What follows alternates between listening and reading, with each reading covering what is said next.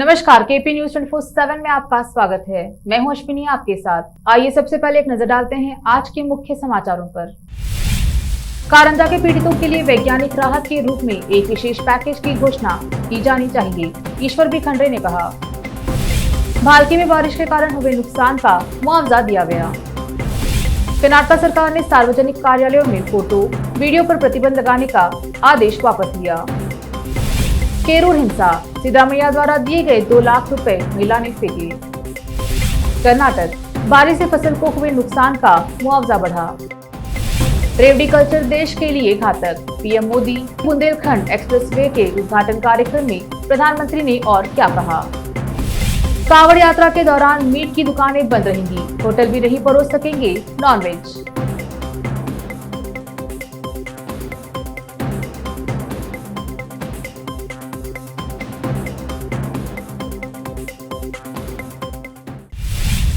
अब समाचार विस्तार से। शुरू करते हैं स्थानीय समाचारों से। कारंजा बाढ़ पीड़ितों का धरना 16वें दिन में प्रवेश कर गया है। केपीसीसी कार्याध्यक्ष ईश्वर खंडरे ने धरना स्थल का दौरा किया और पीड़ितों के साथ गहन चर्चा की। जिले के वरिष्ठ नेता खंडरे ने कहा, जब मैं मंत्री था तो कारंजा पीड़ितों को मुआवजा देने के लिए एक विशेष समिति का गठन किया गया था और जल्द से जल्द वैज्ञानिक राहत प्रदान करने की सिफारिश करने का निर्देश दिया गया था, लेकिन बाद में सरकार बदलने पर मामले को गंभीरता से नहीं लिया गया। उसके बाद गठबंधन सरकार के दौरान तत्कालीन मुख्यमंत्री ने सरकारी स्तर पर बैठक की और पीड़ितों को मुआवजा देने के लिए काफी प्रयास किया, लेकिन सरकार बदलने से मामला बिगड़ गया। बारिश हो या हवा हो, कारंजा प्रभावित किसान पिछले 16 दिनों से बीदर जिला प्रभारी मंत्री कार्यालय के सामने धरना दे रहे हैं। यह निंदनीय है कि सत्ता पक्ष के निर्वाचित प्रतिनिधि उनकी समस्याओं को सुनने नहीं आए। पूर्व विधायक अशोक खेनी, जिला कांग्रेस अध्यक्ष श्री बसवराज जापशेट्टी, मीनाक्षी संग्राम, चंद्रशेखर चंदशेट्टी, युवा नायक चंद्र सिंह, रैत संघ के अध्यक्ष जेडीएस नेता नसीम पटेल ने इसमें भाग लिया। ನಾನೊಂದು ಮಾಡಿಸಿದ್ದೆ, ಇಷ್ಟು ಕೋಟಿ ಆಗಿದೆ ಅಂತ ಹೇಳ್ದ. ನಾನಂದ ಅದನ್ನು ಮಾಡಿದಂತ ಸಂದರ್ಭದಲ್ಲಿ ಆಗಿತ್ತು, ನಾನು ಮಾಡಿಸಿದ್ದೆ. ಅಲ್ಲಿನೂ ಹೇಳಿ ನಾವು ಮನವರಿಕೆ ಮಾಡಿಕೊಟ್ಟಿದ್ದೇವೆ. ಇವತ್ತಾದರೆ ಇವತ್ತದು ಕಾರ್ಯಗತ ಆಗಲಿಲ್ಲ. ಅವರು ಅಷ್ಟೊಂದು ಆಗೋದಿಲ್ಲ, ಸಾವಿರಾರು ಕೋಟಿ ಕೊಡ್ಲಿಕ್ಕೆ ಸಾಧ್ಯ ಆಗೋದಿಲ್ಲ. ನಾವು ಅದಕ್ಕೆ ಸ್ವಲ್ಪ ಕಡಿಮೆ ಮಾಡಿ ಏನಾದರೂ ಮಾಡಿ ಸೊಲ್ಯೂಷನ್ ಹುಡ್ಕೋಣ ಅನ್ನುವಂಥ ಮಾತು ನಮ್ಮ ಸಚಿವರು ಹೇಳಿದ್ರು. ಕುಮಾರಸ್ವಾಮಿ ಅವ್ರ ಜೊತೆಯಲ್ಲೂ ನಾವು ಮಾತಾಡಿದ್ದೇವೆ. ಅಷ್ಟರಲ್ಲಿ ಆಪರೇಷನ್ ಕಮಲ ಆಯಿತು. ಇವತ್ತು ಪ್ರಜಾಸತ್ತಾತ್ಮಕವಾಗಿ ಆಯ್ಕೆಯಾದಂಥ ಸರ್ಕಾರ ಬೀಳಿಸಿದ್ರು, ಹೊಸ ಸರ್ಕಾರ ಬಂತು. ಈ ಸರ್ಕಾರ ಬಂದ ಮೇಲಂತೂ ನೀವು ನೋಡ್ತಾ ಇದ್ದೀರಿ ಯಾವ ರೀತಿಯಲ್ಲಿ ದುರಾಡಳಿತ ನಡೀತಾ ಇದೆ, ಯಾವ ರೀತಿಯಲ್ಲಿ ಬ್ರಹ್ಮಾಂಡ ಭ್ರಷ್ಟಾಚಾರ ನಡೀತಾ ಇದೆ, ಯಾವ ರೀತಿಯಲ್ಲಿ ರೈತ ವಿರೋಧಿ ನೀತಿ ಆಗ್ತಾ ಇದೆ, ಯಾವ ರೀತಿಯಲ್ಲಿ ಬೆಲೆ ಏರಿಕೆ ಆಗ್ತಾ ಇದೆ. ರೈತರಿಗೆ ಪೆಟ್ರೋಲ್ ಇರ್ಬೋದು, ಡೀಸೆಲ್ ಇರ್ಬೋದು, ಅಡುಗೆ ಸಿಲಿಂಡರ್ ಇರ್ಬೋದು, ಗೊಬ್ಬರ ಬೆಲೆನೂ ಯಾವ ರೀತಿ ಹೆಚ್ಚಿಗೆ ಆಗಿದೆ ನೋಡಿದ್ರಿ. ಗೊಬ್ಬರ ಕೇಳಕ್ಕೆ ಹೋದ್ರೆ ಶಿಕ್ಷಕ ಸಸ್ಪೆಂಡ್.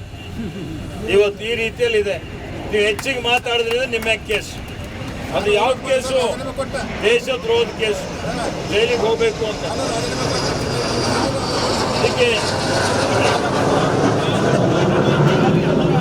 ಈ ರೀತಿಯಲ್ಲಿ ಆಡಳಿತದಲ್ಲಿ ನಡೀತಾ ಇದೆ. ಇವರೆಲ್ಲ ರೈತ ವಿರೋಧಿ ನೀತಿ ಅನುಸರಿಸ್ತಾ ಇದ್ದಾರೆ. ರೈತರಿಗೆ ಏನಾಯ್ತಪ್ಪ 3 ವರ್ಷದಲ್ಲಿ ಏನಾದರೂ ಮಾಡಿದ್ರ?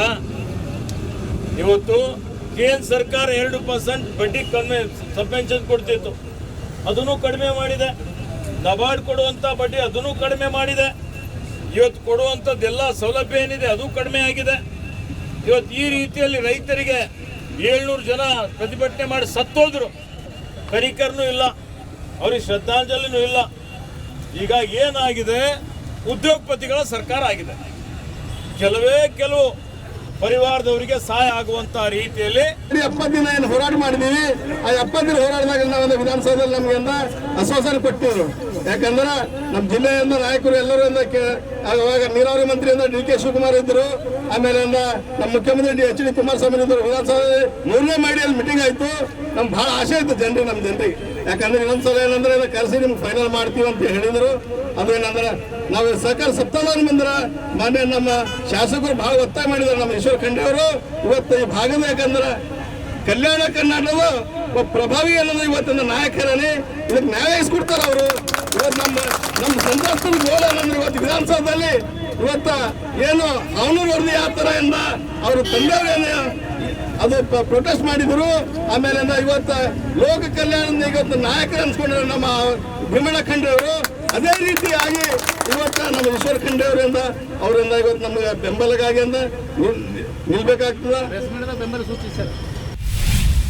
आज भालकी तालुका के चिकलचंदा गांव में जिलाधिकारी का ग्राम वास्तु कार्यक्रम में भालकी के तहसीलदार बारिश की वजह से गिरे मकानों का जायजा लिया और पीड़ितों को 10,000 का मुआवजा दिया।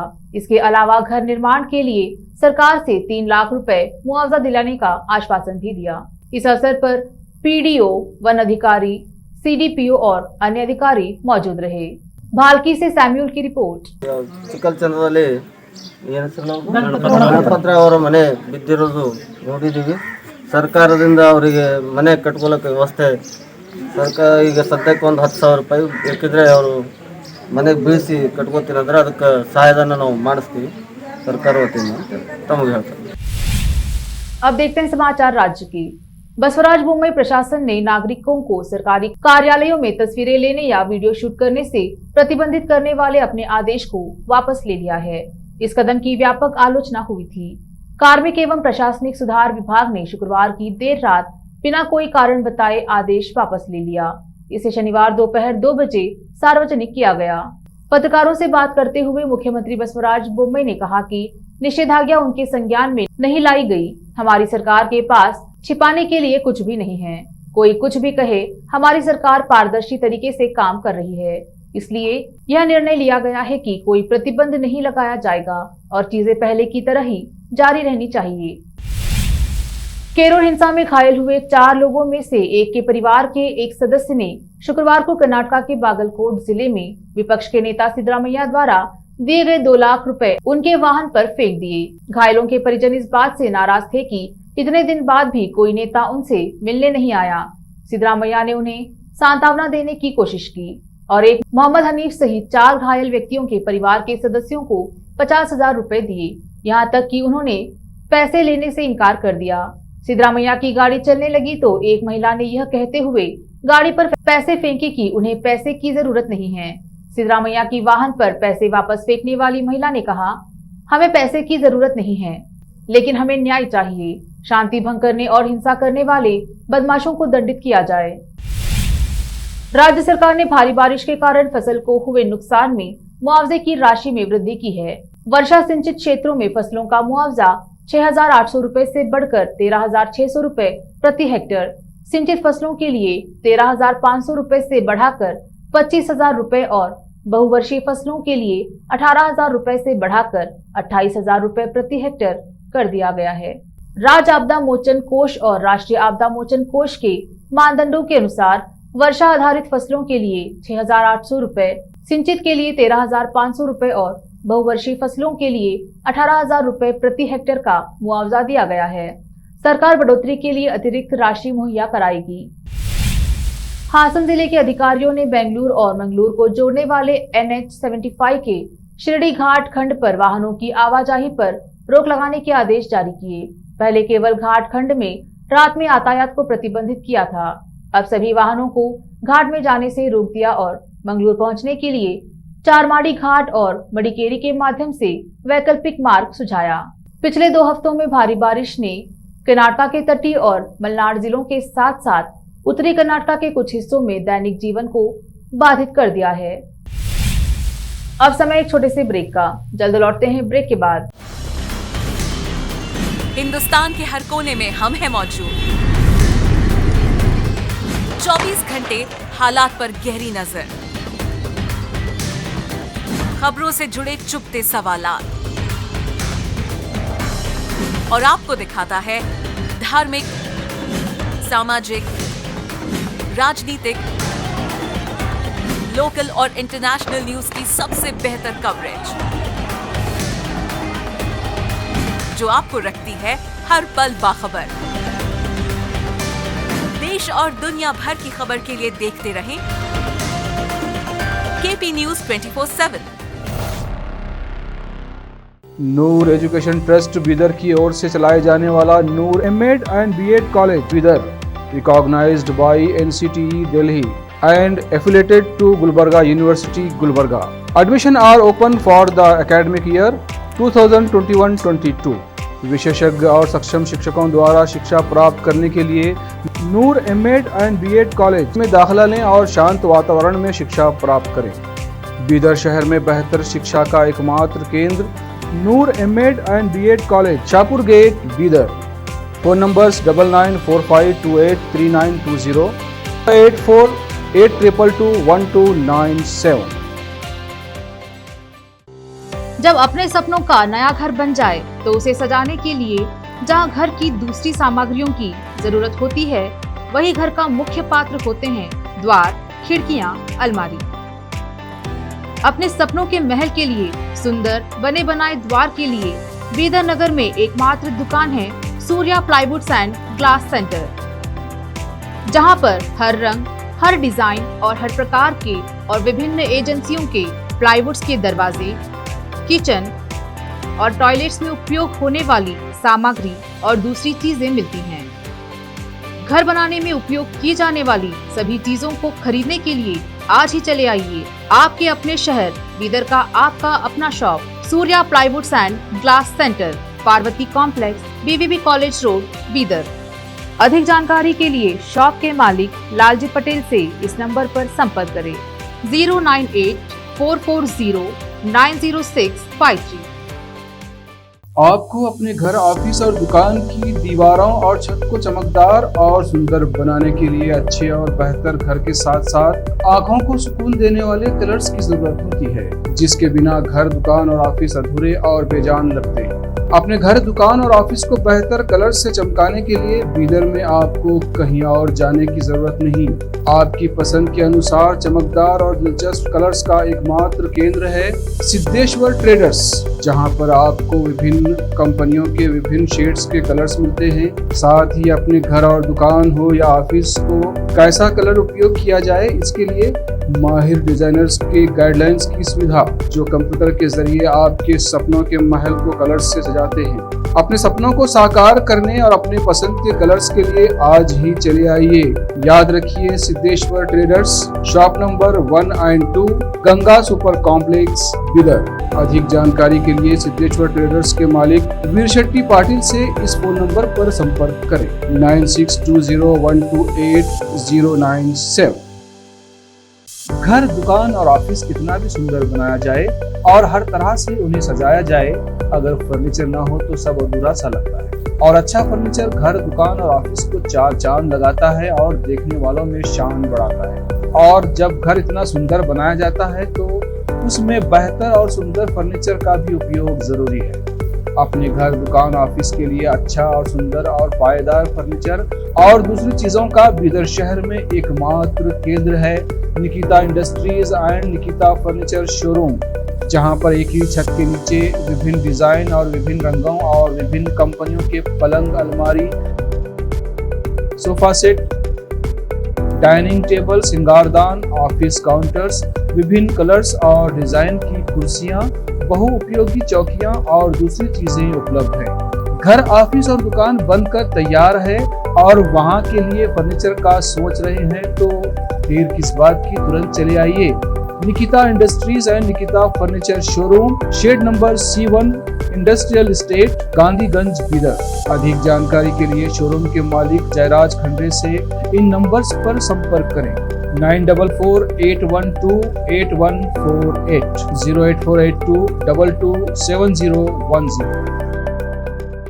ब्रेक के बाद फिर से समाचारों का सिलसिला शुरू करते हुए देखते हैं देश और विदेश के समाचार। प्रधानमंत्री नरेंद्र मोदी ने आज शनिवार को उत्तर प्रदेश के जालौन से बुंदेलखंड एक्सप्रेसवे को जनता को समर्पित कर दिया। इस एक्सप्रेसवे की लंबाई 296 किलोमीटर है और यह राज्य के 7 जिलों से होकर गुजरेगा।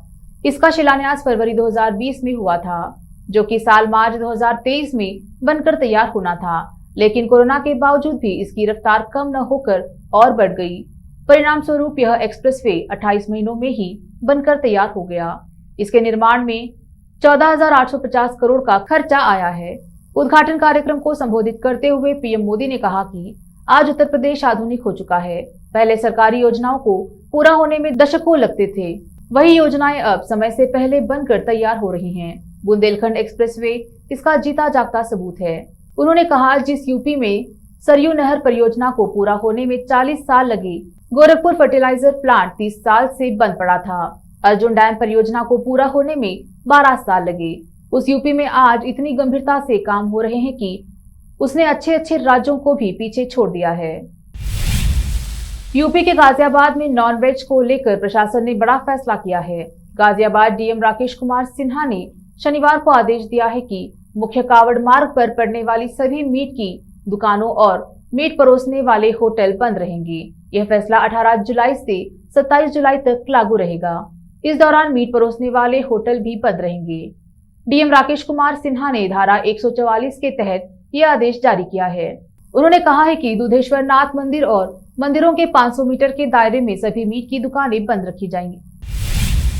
किसान आंदोलन समेत कई मुद्दों पर अपने बयानों से मोदी सरकार को असहज करने वाले मेघालय के राज्यपाल सत्यपाल मलिक आगामी 30 सितंबर को पद से रिटायर हो रहे हैं। उन्होंने कहा कि वे आगे हालांकि चुनावी राजनीति का हिस्सा नहीं होंगे, लेकिन आंदोलन से जुड़े रहेंगे। इसके अलावा उनकी भविष्य में किताब लिखने की भी इच्छा है। जम्मू कश्मीर में राज्यपाल रहते रिश्वत की पेशकश के आरोपों का सामना कर रहे सत्यपाल मलिक ने कहा कि पद जाते ही सीबीआई इस मामले में उनसे पूछताछ कर सकती है। मेघालय के मौजूदा राज्यपाल सत्यपाल मलिक का पिछले साल 17 मार्च को दिया बयान काफी सुर्खियां बटोर चुका है।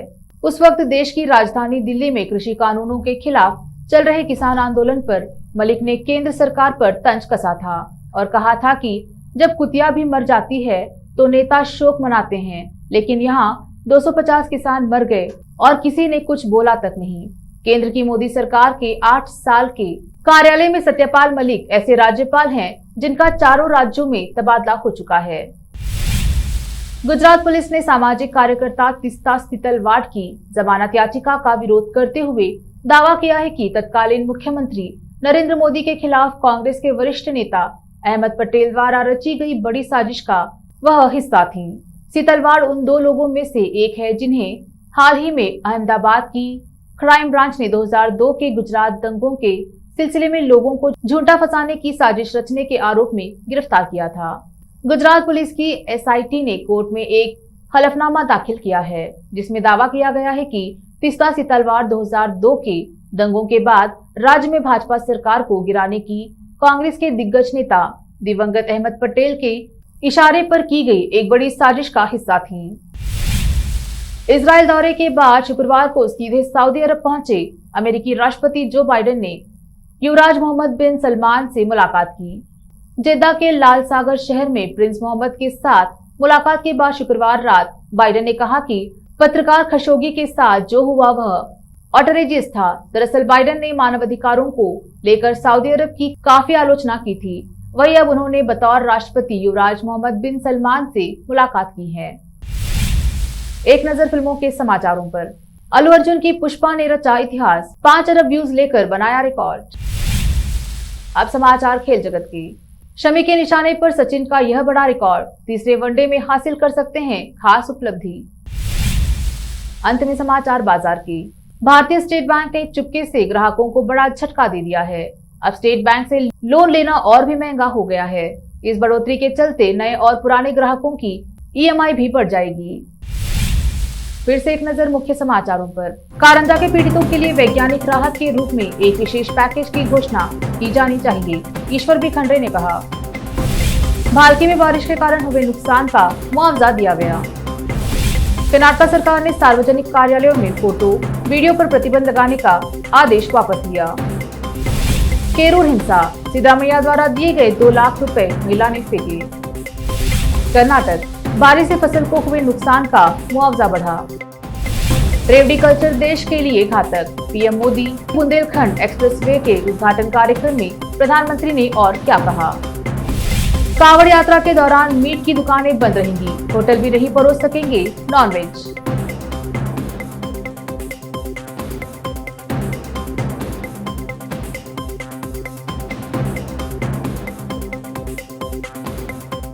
केपी न्यूज में अब तक के लिए इतना ही। देखते रहिए KP News 24/7 ताज़ा खबरों के लिए। धन्यवाद।